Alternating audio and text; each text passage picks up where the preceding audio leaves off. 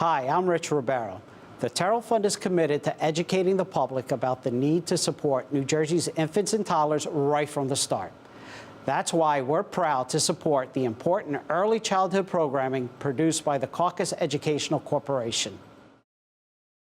This special edition of One-on-One with Steve Adubato is brought to you from the Tisch WNET studios at Lincoln Center.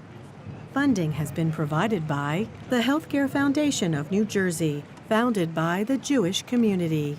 Holy Name Medical Center. This place is different. The Terrell Fund, supporting right from the start NJ. Valley Bank. Seton Hall University. Come see what great minds can do. The Fidelco Group. And by Summit Medical Group, a multi-specialty medical practice providing comprehensive care from birth and pediatrics to geriatric care, concentrating in general wellness, cancer treatment, disease management, and behavioral health. This is One-on-One. I'm an equal American just like you are. The jobs of tomorrow are not the jobs of yesterday. Look at this. You got this? Here it is, man. Look at that. Life without dance is boring. I don't care how good you are or how good you think you are, there is always something to learn. Do you enjoy talking politics? No. People call me because they feel nobody's paying attention. Our culture, I don't think, has ever been tested the way it's being tested right now. Such a good question. High five. Excuse me. Yes, hello. Hi, my name is Dorothy Michaels. A 1, 2, watch me, fussy arm, fussy arm. Julie Taymor, Julie Taymor. This is textbook Broadway, people. Don't you find being a woman right now complicated? Right now, extremely, yeah. That is from Tootsie, and she is right here. Look, check her out. That's the talented Lilli Cooper, and she's in Tootsie. You play Julie Nichols? Yes, I do. Tell folks, that's the Jessica Lange part. You know. Tell folks where they can see it. They can see it at the Marquee Theater on Broadway on 46th Street. Yeah, 46th Street between 7th and 8th. Is it not a fact that you grew up around the corner from here? It is a fact. And you went to what high school? LaGuardia High School. So, represent. I'm in the hood. So what is it like for you to be playing this role in your neighborhood? It's so special. It's really special. I mean, I was born and raised in Hell's Kitchen. My dad is an actor.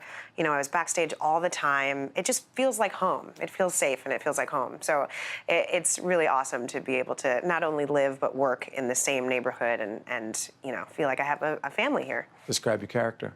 Julie Nichols is an actress. She is incredibly passionate about what she does. She's just sort of giddy and joyous and loves it so much. And she's fiercely independent, and she has sacrificed a lot to do what she loves. And I think that's what she sees in Dorothy, her friend. And that's sort of what makes them connect so deeply and so fast. You told me right before we got on the air that she's a lot like you. Yeah, she is. She is. I think for a lot of reasons. I mean, we're both actors in a Broadway musical. Yeah, right. So it can be very meta because I feel I see a lot of parallels between the story that we're telling and, you know, just sort of like my daily existence. But yeah, she's just a really strong, independent woman, and I like to think of myself that way as well. Did you feel any pressure to go into this profession, or did you say this was what I want to do? I didn't feel any pressure at all. None. I felt that doors were open to whatever I wanted to do. My parents were very supportive of me doing whatever I loved, but I think they always deep down knew that it's what I wanted to do. I have 2 older brothers, and my parents gave us all what they call stage names, good stage names, just in case, you know? Yeah. So they knew that that's what we'd end up doing. Why do my notes tell me that you, prepping for this, that you had a cyberbullying experience? Yeah, well, so I went to a very rigorous academic middle school. I grew up really shy, and I actually didn't perform much as a kid. So I was focusing on academics in school. And I went to a middle school where quite a few of my best friends from elementary school also went. And we went through this change and this journey of a sort of like mean girl era in junior high, and I was pretty badly cyberbullied. I had I don't know if you remember Zanga, but it was like pre-Facebook. And former friends of mine had made this really mean-spirited, sort of terrible website, like based on me. And so this thing that happened in my early life, I think really fueled me to sort of shift my trajectory and to do what I deep down always knew I wanted to do. But I had transferred schools from 7th to 8th grade, and I went to a performing arts middle school. And Was it to get away? I'm sorry for interrupting. Was it in part to get away from? Yeah, absolutely. It was to get away from this group of girls, this sort of toxic environment, and to find the joy in what I love doing. I know you weren't here to talk about this, but could you send a message to all the young women and young boys as well who are experiencing some really crappy things in terms absolutely. of people bullying them? Yeah, I think it can be so scary and so toxic and make you question yourself. But I think what I learned from my cyberbullying experience is to find my strength in it and allow those dark times to help me define myself as a person. And I needed the strength to grow and get past it. And I don't think I would be who I am today had that not happened. And I'm really proud of who I am today. So I think I tried to use it as fuel for my career and for my relationships, future relationships, friendships, family relationships. So I would suggest trying to use the difficult, hard, dark times and use it as fuel for your life. Real quick, before Tootsie, you were in? Before Tootsie, I was in SpongeBob. Oh, yeah, that's right. SpongeBob on Broadway. Yeah, and you did Wicked? I did Wicked as well, yeah. What's the matter? Can't find a good play? I need help. So let me ask you this before I chat here. With all this success, visibility, you're a role model. Does that bother you? No, I shouldn't say that. Do you take that mantle on proudly? I take it on so proudly, and I feel like it is an absolute responsibility. Because as a younger artist, I remember seeing people on stage, women on stage, who looked like me and thinking, oh, I want that so badly. And I know that I have that responsibility now. I know that there are brown and black boys and girls in the audience seeking someone that looks like them, and I just feel so honored that I can be that for whoever it is that gets to come see the shows that I'm in. I'm glad it's you. Thank you. You get it. Yeah. And you care deeply. It's obvious do. in just a few minutes together. Yeah, thanks. Lilli Cooper, and she's in Tootsie at the Marquee Theater. 210 West 46th Street. She plays Julie Nichols, very much like her, but I'm sure it's a great performance. I have to make sure I get there and see it with my wife. Thank you so much. Of course. All the best. Thank you. This is One-on-One. We're at the Tisch WNET studio. We'll be right back right after this. To watch more One-on-One with Steve Adubato, find us online and follow us on social media. We're pleased to be joined by Dr. Anne Klaeysen, the leader at New York Society for Ethical Culture over on 64th Street in Central Park West. Good to have you. Thank you. Good to be here. You know, a few years ago, I was over at your place and for an important discussion that was taking place. Important discussions take place there. Yes, they do. Describe it for folks who may not know it. Yeah, well, the New York Society for Ethical Culture was founded by Felix Adler in 1876. And he was only 24 at the time. And I always say that because we had this image of him as being this, this old guy, kind of, austere. And yet he was, a youngster comparatively. And he was supposed to take his father's place as rabbi at Temple Emmanuel. But when he came back from his studies in Germany, he said, I'm thinking about things a little differently now. He gave his sermon at Temple Emmanuel talking about how, religion isn't really doing what it should do. We should be outside. We should be in the marketplace. We should be standing next to the working person. Why are we inside? And so the trustee said, well, you're brilliant and you have a great future ahead of you, but not with us. Right. So he taught for a while at Cornell University, which was just starting. And then he finally came back here and in 1876 started Ethical Culture as a non-theistic religion of ethics. And what he meant by that is we have so many battles, so much disagreements over what we believe and what we don't believe, and why don't we settle on how we behave? Let's put ethics at the center of our lives. So when you came into our building, you might have noticed that in the lobby there's a saying, deed above creed. That's right. Yeah. That's right. So, For those who use the word ethics and morals in the same sentence, Yeah. you say? Yeah, I think there is a distinction. Here's a distinction I make, and that is that I think that morality, morals are sort of something that you might be taught in your family, growing up in your community. It's sort of something. For me, it was in CCD class. Oh, me too. I grew up Catholic, yeah. Yeah, but I think it's sort of those things that that you learn, from childhood, and you grow into a family, into a tribe, into a community. Ethics, I think, has a more universal aspect to it. It's something that we sort of come to in terms of, how do we get along on a bigger level, on a group to group. Whereas what responsibility do we have to each What other? responsibility do we have? What I'm Yeah. curious about is, particularly now with your organization, particularly in the times we live in,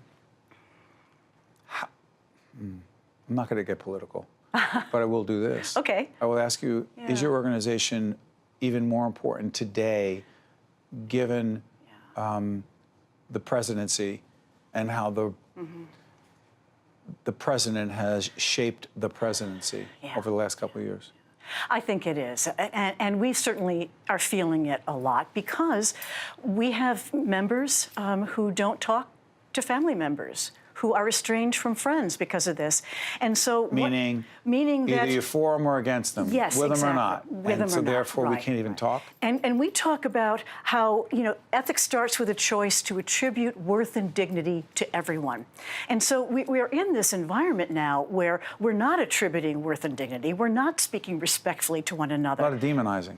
Exactly. And marginalizing and othering. So the challenge for us is to I talk about getting back to basics. What did Felix Adler talk about when he started this? And how do we, in a very real way, attribute that worth and dignity even when we disagree with someone? How do we find that common ground of ethics? And it's a real challenge. It's a challenge to attribute to somebody like Donald Trump worth and dignity when we see him behaving so abominably. Yeah. So when he said in Charlottesville, I'm connecting it to ethics. Yeah. There are good people on both sides. You thought? There are good people on both sides, but their behavior is not demonstrating that goodness. From a, quote, ethical point of view? Yeah, from an ethical point of view. In other words, I strive to understand people who can behave in that way because I'm thinking, in other words, I think about having radical empathy. I want to understand what it is to be in someone else's situation. We've heard of the golden rule, right? Act so as, well, let me backtrack. The golden rule, do unto others as we'd have them do unto us. And I see that as kind of passive-aggressive in a way, because I don't know what's best for you until we've had a conversation. So what we say is act in ways to bring out the goodness in the other. And when we do that, we bring out the goodness in ourselves. And Adler worded that in different ways. Sometimes it's bringing out the best or the excellence, but it engages in a relationship. I don't know what's best for you until we have a conversation. Yeah, but with the rise in anti-Semitism, what is it? Is it our job to understand why someone's anti-Semitic or to simply condemn it? Yeah. Well, I think certainly it has to be condemned. The behavior must be condemned. First, yeah. before we try to understand, why do I need to, devil's advocate. Yeah, sure. Why do I need to understand white nationalism, neo-Nazism, anti-Semitism? Why can't I just say, that's wrong, ethically, morally, from a human point of view? What is the value in me understanding where you're coming from? I agree with you that we must condemn the behavior. Here's where I think about it. We're all human beings. And so if I condemn the human being, then I'm not attributing that worth and dignity. And you said the deed, though. Excuse me, when you walk into... Oh, absolutely. The deed above creed. So I can condemn the behavior and the deed, but I can never lose sight that this is another human being. I can never lose sight of that. What do we owe that human being? We owe that human being, well, listening and disagreeing and standing up for what's right. It's a challenge. It's not easy. It's having faith in human beings, even when that faith is sorely challenged. Your organization is also very involved in issues involving gun violence. We are, yeah. And again, it's about how can we be safe and protect one another, and how can we be reasonable about this? What we're looking, I mean, you've seen the memes out there. There are children who are heroes. Why are we requiring of our children to be heroes and dying for that? Yeah. There's something so wrong about that. Last August, we hosted at the Society March for Our Lives. These are the young people from Marjorie Stoneman Douglas School, right. yeah. And they spent their summer going across the country, encouraging people to register to vote. And they had those difficult conversations with people to say, who wanted, guns and were against gun control. And these young people had learned how to be in dialogue with people who disagreed with them. I was so impressed. They came to our society. I met with them and we had an afternoon together, and then they had an evening event in our auditorium. And what I admired about them was that they were learning how to have those difficult conversations, that they were right in their position, and they were encountering people who disagreed with them, and they somehow were able to get to the point where there was some agreement, where there was some, at least, understanding of the other person. I'm always fascinated by people, I'm sure I'm guilty of this as well. If we are convinced of our rightness, that we are just right, and we think it's a matter of either life or death or some moral imperative, that our job is to convince the other person of our rightness. That's not always possible. Well, and we're seeing that that's very difficult to do, because I think righteous indignation is such a strong passion for people. And so, but what we're learning in terms of communication is that if we present facts and reasoning with people, we're not going to change their minds. But there is something about really listening to the human and saying, I'm hearing that there's something here that you're wanting to tell me. And I know that we're disagreeing, but I'm wondering about that. Boy, is that hard work. It is very, very hard work. You're, I don't want to bring Billy Joel into this. Billy Joel, Angry Young Man? Check out the lyrics. Okay, I will. I will. He just talked about being an angry person. He goes to his grave as an angry old man. Well, but you know what? There's something to be said for anger, because sometimes that can help to clarify our values. We can feel that anger and then decide how to act on it. And too many people react rather than respond. That is what you and your organization does every day. Dr. Anne Klaeysen, New York Society for Ethical Culture, up Central Park West, over 64th Street in Central Park West. Thank you so much. Oh, you're very welcome. Well done. My pleasure. Stay with us. No, don't go yet. We'll keep talking. Oh, we'll keep talking. Oh, yeah. Right back after this. Okay. To watch more One-on-One with Steve Adubato, find us online and follow us on social media.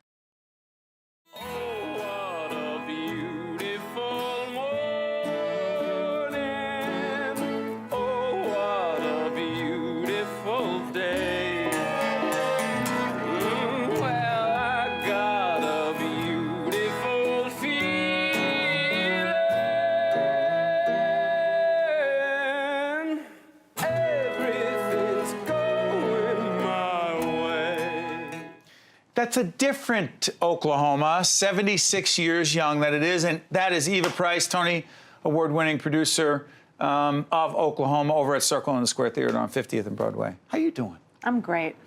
You were I'm just great. telling me you're from Boston, and no, you're not from Boston. You're from up in that area, but we have you in New York. You do all kinds of things on Broadway. You got some track record, but this Oklahoma is a little bit different than what Hugh Jackman did. That's for sure. It's a totally reinvented, reimagined Oklahoma for the 21st century. It's for today's America. For example, we don't change a word of the text. We don't change a lyric of the music, but every single audience member sitting in that room thinks that they're watching a story about today's America. The questions about what it means to be in a community, the questions of what we do in a community when there is an outsider that we circle our wagons against, how we think about and react to gun violence in a gun-toting country. These were all things that were very present in 1906 when Oklahoma was about to become a state, which is when our show takes place. They were present in 1943 when the musical was written, and they're still really present today. You political? A bit. A bit. I have progressive and liberal leanings. But our show isn't. Our show is really nonpartisan. Make that clear, because I imagine there's some folks who say, nah, I'm not buying it, just based on what you said. Sure, because all we're doing in the show is revealing the text that was written in 1943, which is a tribute to America. That's what it is. Right. It's a tribute to when a group of people are about to transition into something bigger than themselves, and in our case, it was about a territory becoming a state. That's not political, that's personal, that's historical, that's human. For some folks who don't understand what a producer is as opposed to an artistic director or director, difference is? I like to think of it as everything that happens outside the doors of the theater is my job. So from the experience of someone buying a ticket, to the newspaper story, to the poster on the door of the theater, to how we strategize and market the show, to how we cast it. It's a little bit like being a CEO of a company. That's what a producer is. You sort of worry about the business, but you also worry about the global strategic umbrella things. And it's 24/7. Angels in America. Yeah. It's yours. I was one of the co-producers of that show. It was a beautiful, touching, really relevant show. Again, a show that was written 25 years previously and yet felt like it could have been written yesterday when it premiered last year. Why'd you remake it? Why not? You know, the National Theatre had developed it and produced it out in London, and the lead producers, Jordan Roth and Tim Levy, were bringing it to Broadway, and to be a part of it, to be a part of revealing that story in last year, so it was 2018, felt like a gift. Dear Evan Hansen, oh, is that something that was popular? I'm joking. Want to go to a clip? Let's go to a clip and we'll come back and talk about it.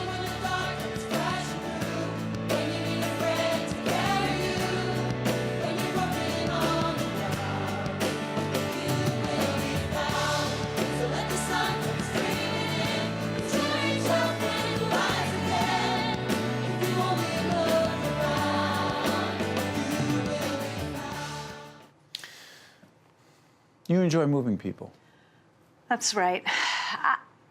I think to feel emotional and to feel feelings in a room of 1,000 strangers is a profound experience. It's a profound human experience. And to be in the audience of Dear Evan Hansen, where I've now seen it dozens upon dozens of times, and yet I still cry, I still feel, I'm still moved. I face the world in a brighter, bigger, more profound way. I want every audience person, every person experiencing theater to feel that. And I want to be backing shows that do that. You know, speaking of moving people and their emotions, given the fact that you don't clearly rest on any laurel, Jagged Little Pill, Alanis Morissette. Yeah. What's that, coming to Broadway? It's coming to Broadway. Yeah, November 3rd, first preview, opening night December 5th. Wow. It's really exciting. It is a really extraordinary story. It's written by Diablo Cody, who wrote Juno and Tully from last year. It's all the music written by Alanis from her 1995 multi-Grammy-winning album, directed by Diane Paulus, who is a genius contemporary director. Orchestrations by Tom Kitt, choreography by Sidi Larbi Cherukwi. It's a dream team of creative and artistic minds that are brilliant and profound and frankly life-changing. And I've learned so much as an artist and as a person being in the room with these people. And at our out-of-town tryout in Boston last summer, I got to watch how our show affected people. And how? Our show is about serious issues taking place today in America. It was completely written after the 2016 election. So everything has a very grounded, urgent, visceral reaction to it in the book. And we played for the 10 weeks and the variety of people and, you know, blue state, red state, young, old.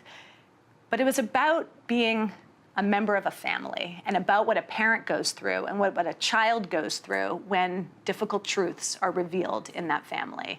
Wow. And that's everybody. That's not red or blue.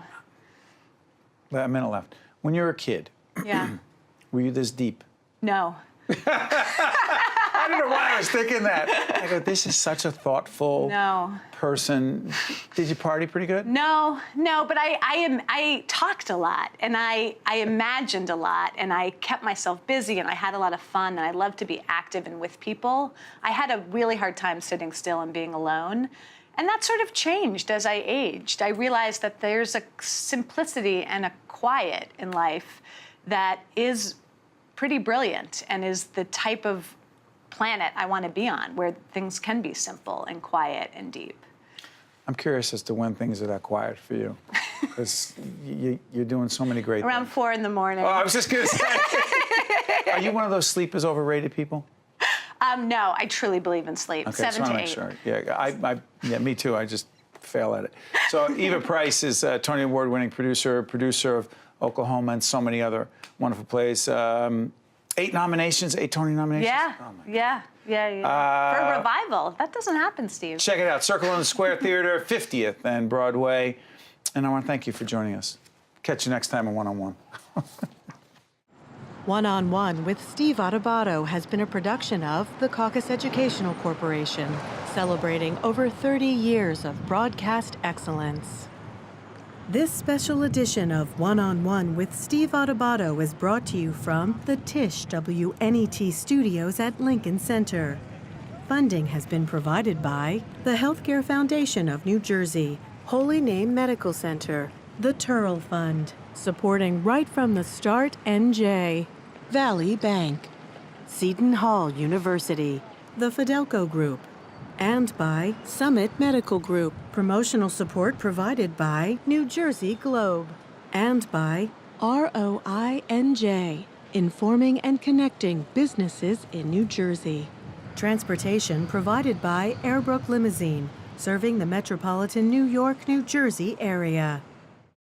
Holy Name Medical Center is leading the statewide effort to improve end-of-life care through the use of advanced directives, recognizing a person's wishes on how they want to spend their last chapter of life isn't about death, it's about living.